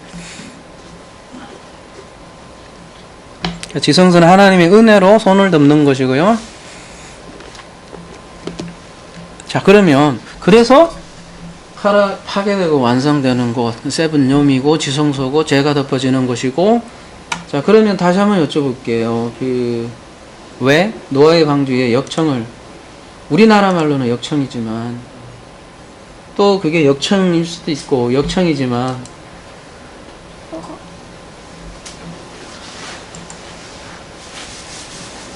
물리적으로 보면요. 물 새지 말라고 발랐죠. 당연하죠.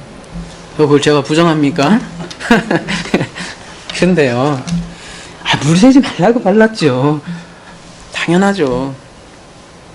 그런데 세상에 모든 물방울 하나에도요, 여러분, 복음이 다 있다고요.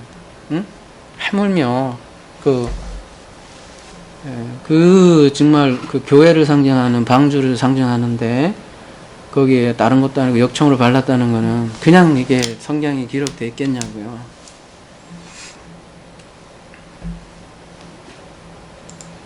근데 이런 연구를 하면 왜 그냥 알레고리 하냐 별소리 다 하는 거죠. 이게 알레고리예요? 여러분 그 알레고리의 정의도 모르는 것 같아요. 그분들은. 여러분 내가 이참에 알려드릴게요. 영예하고 흔한 얘기로 알레고리 이걸 영예라고 하는데 알레고리라는 건 뭐냐면요.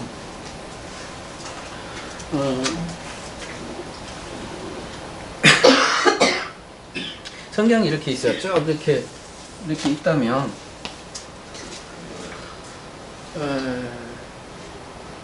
예를 들면 요 사마리아 비유가 있어요. 여기 이제 누가복음에 보면 그 강도에게 나오고 강도 만난 사마리아인 나오죠. 누가 이웃이냐 이렇게 했을 때 거기에 뭐 여인숙은 뭐고 여인숙도 나오죠. 그다음에 뭐 여러 가지 내용 나오죠. 기억이 잘 안 나네.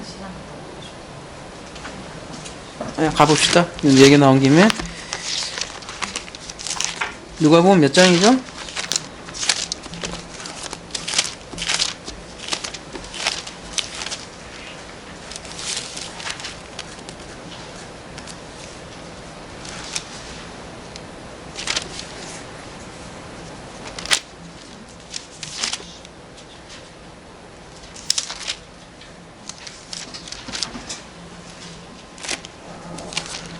몇 장이에요?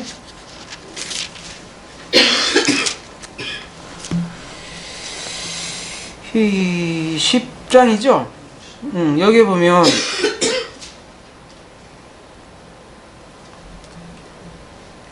주막 나오죠. 우리나라 말로 이제 상황하라고 하죠. 이거를 우리나라 상황에 맞게 해서 주막으로 번역을 했네.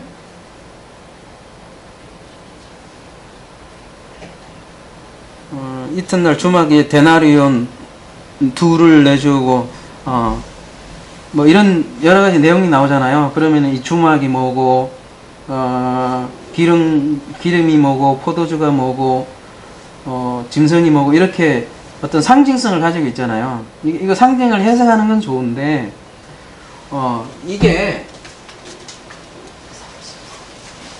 성경이 말해요. 여러분 우리가 영의 말씀이 돼야 된다고 했잖아요. 영의 말씀이 되더라도 어떻게 돼야 되냐면요. 창세기부터 계시록까지 이게 쫙 일관성이 있어야 돼요. 이게 수평적으로 전체가 다 그 일관성이 있어야 된다고요. 그런 거를 뭐라고 하냐면은 모형론이라고 여러분 들어보셨죠? 모형론이라는 거는 알레고리라고 안 하거든요. 신학자들이, 보수 신학자들이 보면 여기가 예수님이고 네? 여기 아브라함이 다 모형이라고 하고 아담 뭐 모형이라고 하잖아요. 그게 다 사실은 알레고리랑 진배가 없다고요. 그럼 무슨 차이냐 이거지. 알레고리하고 모형하고 그 사람들도 다 모형론으로 다 설교를 다 한단 말이죠. 그래놓고 그거는 알레고리가 아니라는 말. 그럼 무슨 차이냐는 얘기죠. 그 차이에요. 알레고리는 일관성이 없어서 여기만 딱 적용이 되는 거예요. 여기만 적용이 되고 여기만 적용이 되는 거지. 전체가 다 하나로 이렇게 맞닥뜨린 일관성 있는 메타포가 아니라고요. 뚝뚝뚝뚝 끊기는 거라고요. 아까 얘기해놨던 주막이 교회라는 보장이 없을 수가 있다고. 예를 들면 그렇게 되면 알레고리가 된다. 그러니까 그런 위험에 빠지는 것들은 가급적이면 더 들어가면 안 된다고요. 보장되지 않는 영해는. 뭐 이해하세요? 그래서 이게 성경 창세기부터 계시록까지 쭉 신약에서 해석해 주는 부분, 그게 다 연결이 되는 부분으로 영을 해석하면 그건 알레고리가 아니에요, 여러분. 그것까지 알레고리라고 한다면 여기 모형론으로 설명하는 이 전체가 다 계신거고 뭐고 다 전부 다 알레고리하고 상관없는 거라고 말이에요. 그러니까 문제는 전체 성경에서 말하고자 하는 바를 일관성하게 뚫고 있느냐, 이게 중요한 거예요.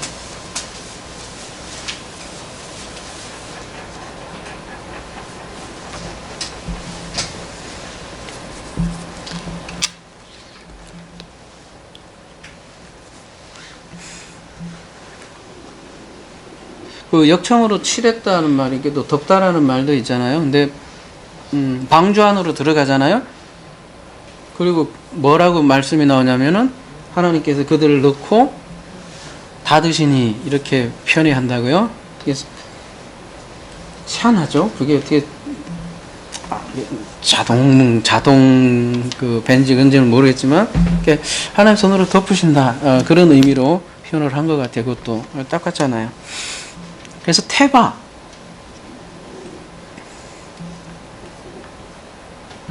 테바라고 하죠. 방주가 839에 여러분 가보시면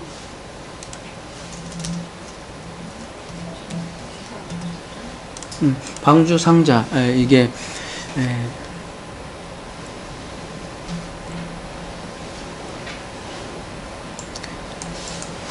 그러면 이 방주가 뭐를 뜻할까요? 언어로 덮여졌고 그 구원의 가족들이 들어가 있는 곳 뭐예요?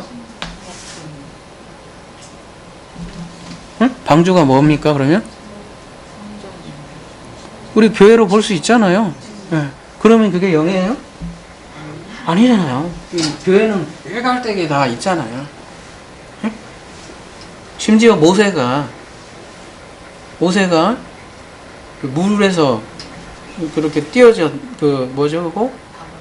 바구니조차도 태바하고 똑같잖아요. 그러면 그거를 교회로 보면 영예예요?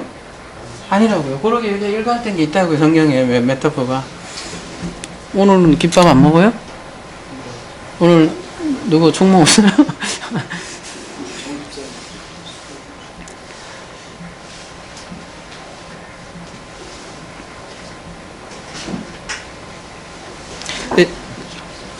그래서 신약 성경에서도 그 비슷한 말이 있어요. 그래서 덥다 말고 덧입다라는 말을 그래서 많이 표현을 해요.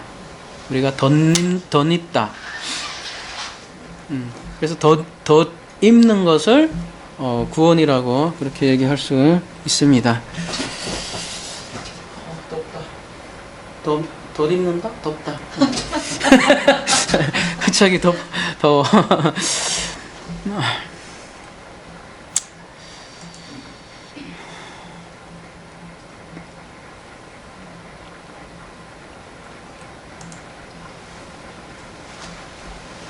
오늘 카프를 여기까지 했는데요.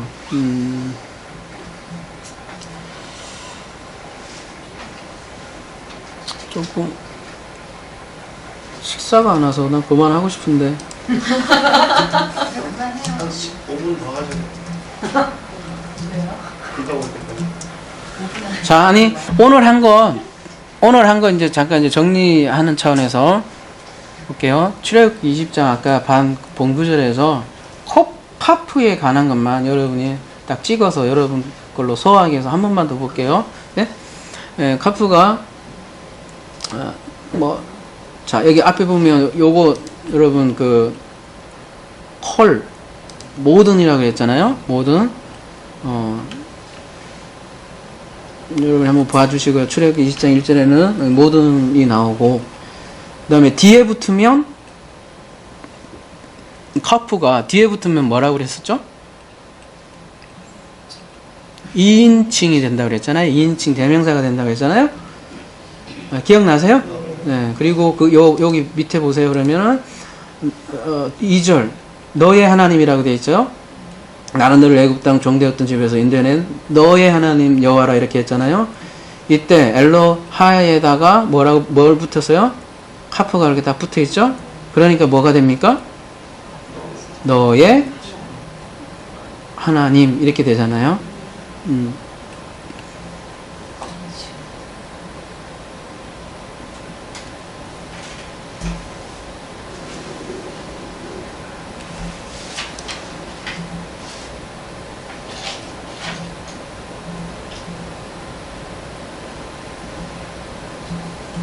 여기 기니까 짧은 거, 짤막짤막한 거 봐봐요. 그 보면,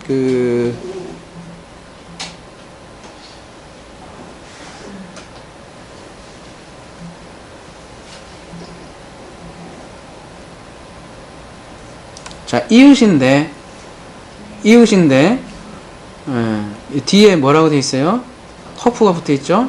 너의 이웃, 배가 붙었는데 여기가 겐스트라고 되어 있네요. 너의 이웃에 대하여 거짓점 가지 마라 이렇게 해놨고 여기도 마찬가지죠. 너의 이웃에 너의 이렇게 커프가 뒤에 이렇게 붙으면 2인칭이 된다는 거 이해하시면 될 것 같습니다. 또 다른 걸로는 아까 키 있었죠? 키는 뭐라고 그랬었죠 아까? because 왜냐하면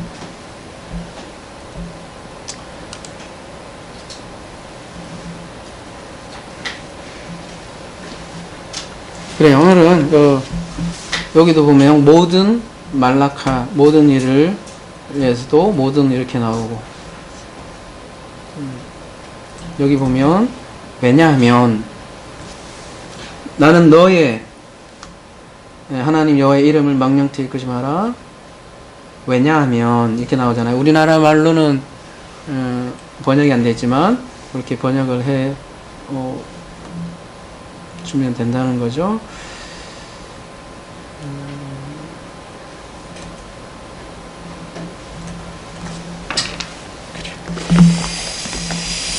시간이 다 됐네.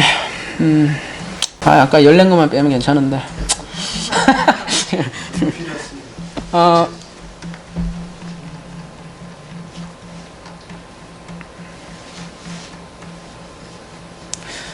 제가 그래서 말씀드리고 싶은 건 그런 거예요.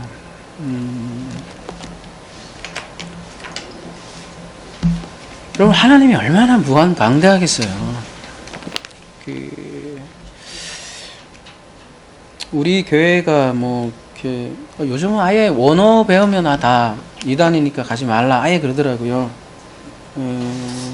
아예 그렇게 대놓고 얘기하더라고. 이제는 원어 배우면 무조건 가지 마라 그렇게 얘기하더라고요. 저는 원어 보는 것이 정답이다라고 얘기는 하고 싶지 않아요. 그러니까 그렇게 하지도 않고, 다만 그런 교회도 몇몇 교회는 있어야 되지 않느냐라는 거를 저는 얘기하는 거예요. 그리고 세상이 다 똑같이 얘기할 이유도 없고 그럴 필요도 있느냐 라는 게 생각이 들고요. 또 여러분이 모인 여러분조차도 사실은 여러분만의 개인적인 신앙의 히스토리를 가지고 여기까지 왔을 거라고요. 그러면은 개인적인 특질도 있는 거예요. 여러분 개인의 특성도 있는 거예요. 어떻게 보면 다른 사람보다도 조금 더 어떻게 보면 인텔리전트 할 수도 있을 거고요. 더 알고자 하는 욕구도 더 강할 수도 있는 거예요. 근데 그게 잘못됐느냐? 아니라는 거죠. 그런 교회도 있을 수 있는 거고, 어떤 사람은 진짜 찬양을 좋아하는 사람이 모이는 곳이 있을 수도 있고, 그럴 수 있다고요.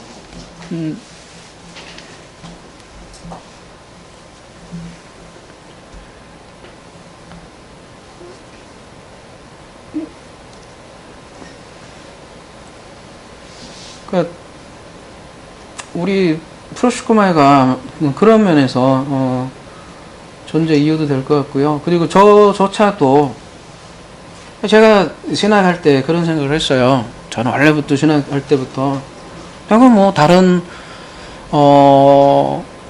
목사와 똑같은 목회를 하면 내가 뭐 굳이 목회를 할 이유가 뭐 있냐? 그런 생각을 하고 저는 신학을 했어요. 애초부터. 널려 있잖아요. 솔직한 얘기로. 여러분 목사 이렇게 안수 받고도 그 뭐라고 하죠? 부임 안 돼서 노시는 분 많아요. 그 택시 나쁜 것도 생각지도 않지만 대리운전하고 뭐 건설 일하고 수두룩합니다. 그 많은 교회, 그 많은 목사 중에 내가 굳이 하나 더 될 이유가 뭐 있느냐? 더 복잡해지지. 차라리 안 하는 게 낫지. 그걸 늘 기도해야 했고요. 하나님, 나는 나만이 할 수 있는 거를, 그렇지 않으면 나 목회를 하지 말게 하시든지 그렇게 기도를 해왔다고요.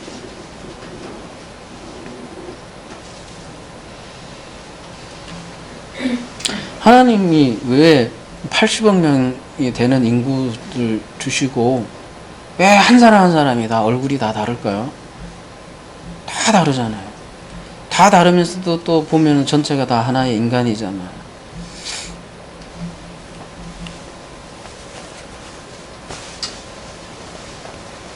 그러니까 그런 싸움 좀 했으면 좋겠어요. 저는 진짜 진짜 예수님이 하신 말씀이 진짜 뜻이 누구냐를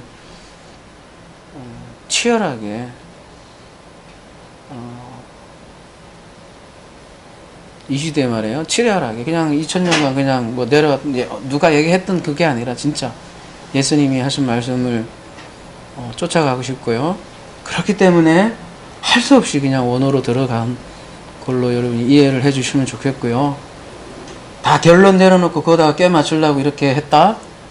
누가 뭐 그런 얘기 할지도 모르겠어요. 이제 여러분 하면 오히려 저는 예전에 만약에 잘못되면 다시 다 갈아엎을 용의도 있다니까요. 예전에 한번 제가 또 선언을 했잖아요. 응? 그게 얼마나 바보 같은 짓이에요. 그냥 말만 살짝 돌려도 될 문제인데. 만약에 지금까지 전혀 아니다라면은 늘 갈아엎을 마음을 가지고 이 업문을 대한다고요. 만약에 아니라면 다 갈아엎는다. 그게 대하는 저의 태도예요, 사실은.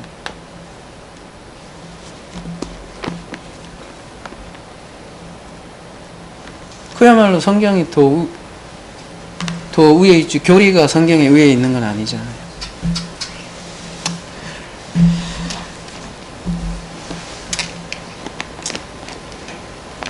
그렇게 했을 때, 여러분, 저는 요즘 인터넷에서도 자꾸 물어보니까요. 나 대답하기도 힘들어서 이제 그냥 혹시 이 영상 보는 분들한테 제가 얘기할게요. 계속 그것도 하루 이틀이지 대답하는 것도 이제 힘들더라고요. 자꾸 1차 자료가 어디냐고 자꾸 여쭤보시는데요.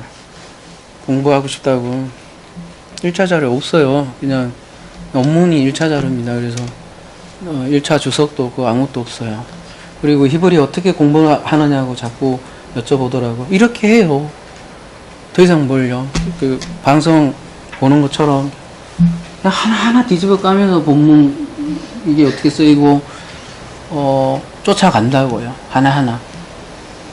그러면서 조금은 미스테이크 있을 수도 있죠. 문법 학자들이 보면 뭐 조금 유치할 수도 어쩔지 모르겠지만, 하지만 저는 기본적인 이성을 가지고 있는 정도의 문법 정도는 그 아주 뭐 30개 언어를 다 꿰고 있는 사람들이 보면 유치할지 어쩐지 모르겠지만, 적어도 우리 공동체가 이해할, 너무 똑똑한, 또 너무 많이 이렇게 언어를 많이 한 사람은 우리에게 또 너무 수준 레벨이 달라서 따라 할 수가 없어요. 그거 문법 쫓아가려면. 그래서 오히려 저는 제가 다 좀 모른다는 게 오히려 여러분에게 더 같이 갈 수 있는 여지가 있을 거라고 생각을 해요. 그렇게 이해해 주세요. 그러니까 히브리어 다르게 공부 안 하고 이렇게 저는 프로그램을 사용을 하고요. 무슨 프로그램이든가 상관없고요. 사전도 사보고 원어 성경도 다 사보고 했는데 되게 힘들더라고요. 안 되고 그냥 프로그램으로 하나하나 쫓아가면서 우리나라가 프로그램을 제일 잘 만드니까요. 국산 프로그램으로 하나하나 그냥 다 쫓아가면서 배우고 있어요. 그리고 자음 하나에 뭐라죠? 코프는 왜 손이냐 이런 얘기를 여러분이 물어보시면 그거 어디서 나는 소리냐 이렇게 물어보신다면 저는 어떻게 얘기하냐면 이렇게 얘기한단 말이죠.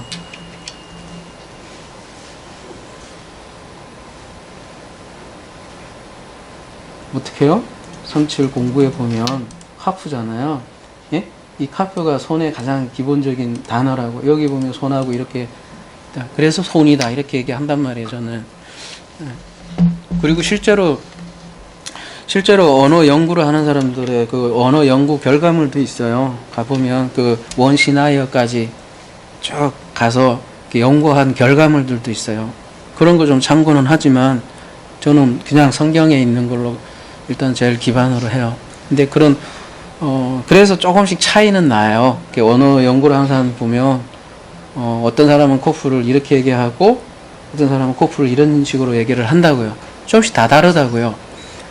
근데 저는 조금씩 다 다른데 제일 무리 안 가는 방법으로 우리 나누는 거 있다고요.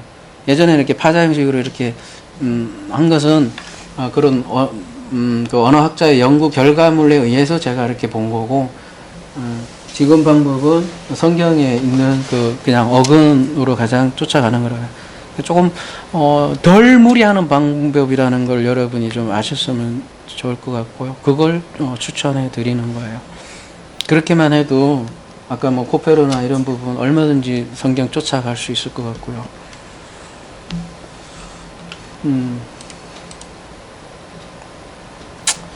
그렇게 오늘은 이렇게 마무리하도록 하겠습니다.